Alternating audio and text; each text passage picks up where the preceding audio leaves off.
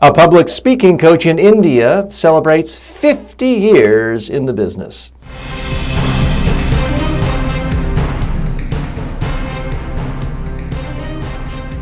Speaking, the show about effective speaking in public, to the media, at work, and in life. Speaking with TJ Walker. This story caught my eye from a major Indian news publication. A woman named Meena Ramanathan celebrates 50 years as a presentation coach. I thought I'd been around a long time. She's got me beat. I was basically 2 months old when she started her practice. She started this in 1963, so it's been more than 50 years.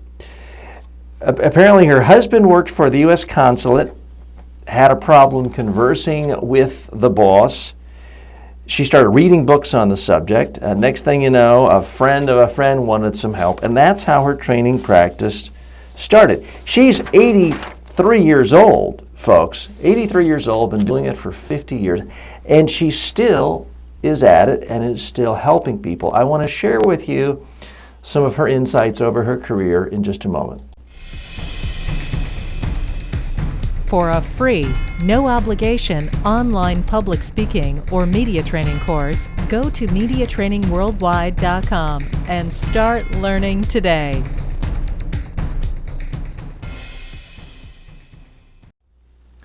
So she's been training people on how to give presentations more effectively for 50 years. Here are some of the comments she shared with a major news outlet in India. She says, when we first started, we wondered how we could really help people, but when we realized the importance, how important this skill was, it just didn't stop. And she's now done more than 5,000 training programs, has trained thousands of people.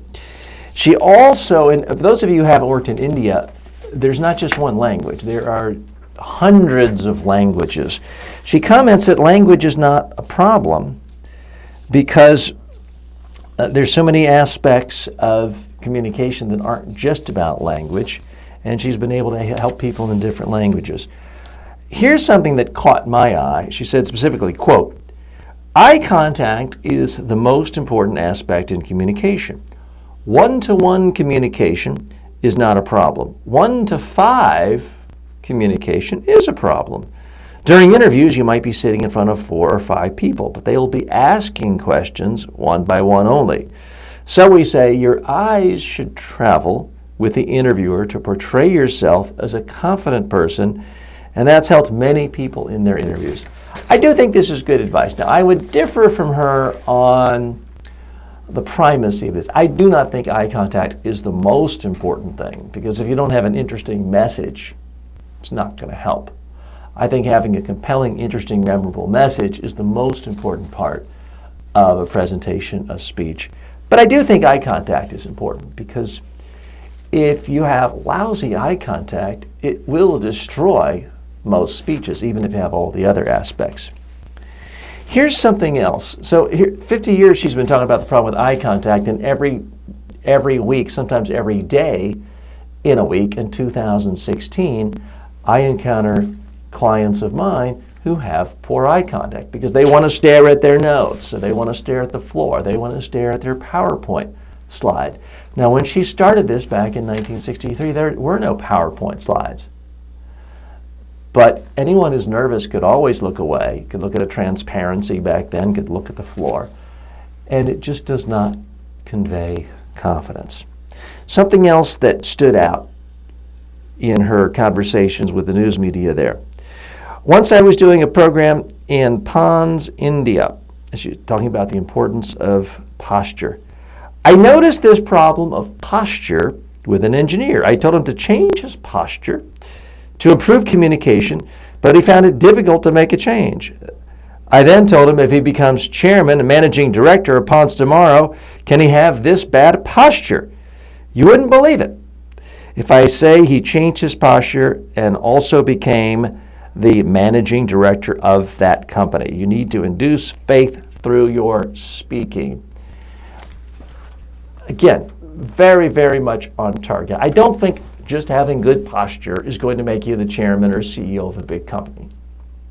But if you consistently hold yourself round-shouldered, meek, mild, timid, as if you were scared of your own shadow, it's extremely unlikely that any board of directors is going to name you the CEO of a company or chairman of the board. That I am quite confident in asserting. So it just shows things can change, PowerPoint slides can change, YouTube can change. There's so much technology that affects public speaking, but a lot of the things have remained exactly the same. The problems that got people in trouble 50 years ago, in many ways, are the same problems Dale Carnegie faced when he was working with people 100 years ago when he started doing presentation training at the YMCA in New York City. Some things change, technologies change, but speaking is fundamentally a human activity, and humans don't really change that much, for better or worse. More in a moment. Do you have a speaking-related question for #1 USA Today best-selling author T.J. Walker? For more than 30 years, Walker has been a public speaking coach and media trainer to presidents of countries, prime ministers, CEOs, Nobel Peace Prize winners, professional athletes, and Miss Universes. Send your questions to info@mediatrainingworldwide.com or on Twitter @TJWalker. We're talking about the story of Meena Ramathanan, the 83-year-old presentation coach in India, celebrating more than 50 years in the business. By the way, my wife loves this story. She's like, TJ, I sure hope you're working and making money at 83 and staying out of my way and bringing money home. And I hope to do it as well because it is fun. And when done right, there's no natural reason to retire. It's not physically demanding. And if you have your mental wits about you, it is something you only get better at, in my humble opinion. I wanted to share with you a story that she shared with the media. She said, quote, once I had the opportunity to travel with Indira Gandhi on a plane when she was in power, former Prime Minister of India. I went up to her to get an autograph. She never looked at me. She just signed on the left side of the card. But I asked her if she could sign on the right side of the card. Then Indira Gandhi looked up at her and asked what she was doing. I replied that I was doing a course on communication and public speaking. Surprised, she started telling me the difficulties she had in her early years and encouraged me to do more with my course. She even asked if I could come to Delhi to teach her son. That's when I understood that even a person of such caliber had difficulties in communication. This certainly rings true with me. It doesn't matter how powerful you are, how famous you are, whether you represent 1 billion people. Nobody is born knowing how to be a great speaker. Nobody is a natural born speaker. It's not an innate talent. It is a skill that's learned. And it's taught by someone like Meena Ramathanan or other trainers all over the world. It's not a huge industry. It's not a regulated industry. It's not an accredited industry. And if someone tells you they are an accredited public speaker, trainer, or media trainer, my advice would probably be run, because they're probably someone who's fallen for an internet scam. But it is an industry. It is out there. It's been there for a while. It's been in India, represented by this woman, for 50 years, and I wish her well. I hope she has another 50-year run. And good luck to her, and congratulations for such a strong record of accomplishment. I'm T.J. Walker. I want to thank all of you for your time today, and deviating a little this program today, but most shows every single day are simple answers to your questions about any aspect of public speaking, speaking to the media, speaking during a time of crisis, and verbal communication, as well as body language. So if you have any question on that, just give me a call, 212-764-4955, or email tj@mediatrainingworldwide.com.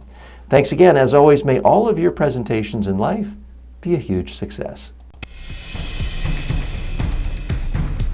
Speaking with TJ Walker is the #1 rated daily streaming TV and radio show devoted to all aspects of speaking and communication.